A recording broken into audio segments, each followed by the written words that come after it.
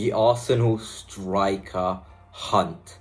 Gunners, it seems as though this hunt for a striker, regardless of how Havertz is doing, regardless of Jesus and what he's doing, is definitely on for either January or even next summer. And it came to my attention, as you do, scrolling on Twitter, and I saw a headline, some sort of article made by a respectable Arsenal journalist named Charles Watt, and it was headlined exclusive: Arsenal have made a lot of groundwork for Benjamin Sesko, and there's a possibility they may return next season or next summer or even in January. There was this hint from him that this is a real possibility.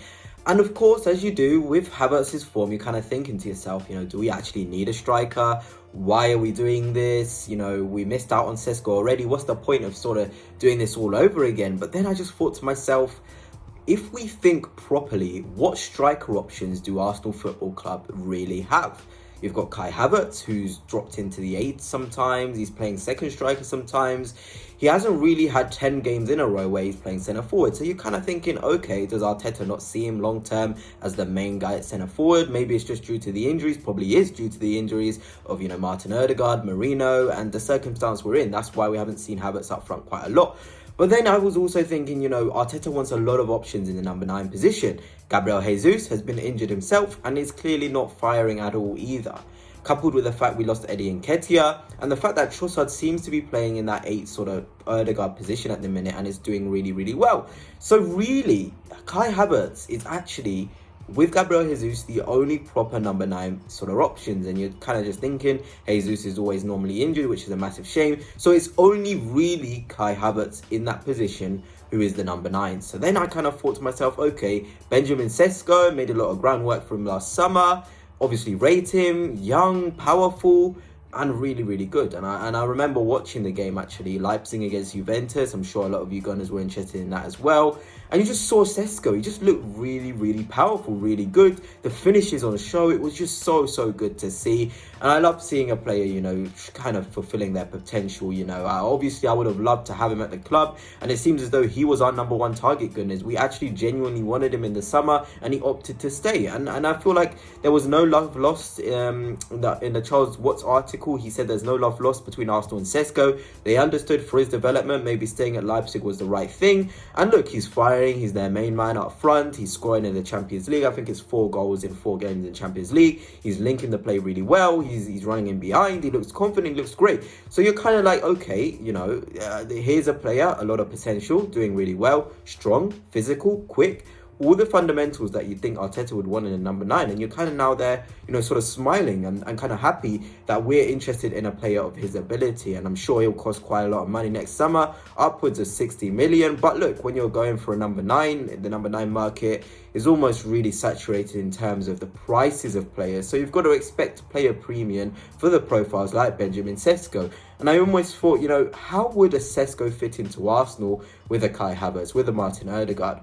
Then I looked at our current system, Gunners. We are playing quite literally a 4-4-2. Havertz and Trossard as the front 2. The pivot of Rice and Partey, and then Saka and Martinelli wide. That's what we've been relatively, sort of doing at the minute.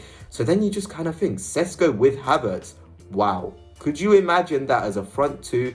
The pressing, the intensity, the hold-up play, the technical ability, they would complement each other so well. Havertz would be able to bounce off Sesko. Sesko would be able to bounce off Havertz. Then you've got Saka to the right of him. You've got Martinelli to the left of him. There's a lot of quality right there. And Arteta is a madman. And I don't want to say it because I saw a video as well on YouTube about Arsenal potentially being better without Martin Odegaard. Or I think the argument was, this idea of Odegaardism, where we feel like we must have Odegaard in the side. And I kind of looked at that and I kind of want to see how Arsenal would do with a front 2 of a Sesko and a Havertz, and then a pivot of a Merino and a Rice, a Partey and a Rice. I really do think that would be quite interesting, to be honest. Different profiles, different approaches to games. And this is not to say Odegaard isn't good. I don't want anyone to get angry with me, but sometimes as a club, as Arsenal fans, we want to see us performing to the highest levels. And if a front 2 of 2 physical big men that like to score goals, like to be in the box, is the way for Arsenal to develop and go forward, then I'm all for it. I'm really all for it. Even if it means our captain Odegaard, who's got all the quality, all the passing ability, he has to be left out. maybe that's the best for the long-term future of the club in terms of how well we can perform. If we can get trophies, all of these things, if Ødegaard isn't in the side and we're doing that, I don't think there'll be much complaints. But it's definitely food for thought in terms of Benjamin Sesko. And as a player, he seems like a great player. He really does, a lot of potential. As a person as well, we know Arteta wants personalities, people who are good humans. I feel like that's a massive thing in terms of us signing players. Sesko does seem like he fits that profile as well. So you're now thinking, okay, price, we seem to be very, open to paying a premium price for Sesko because we believe in his ability.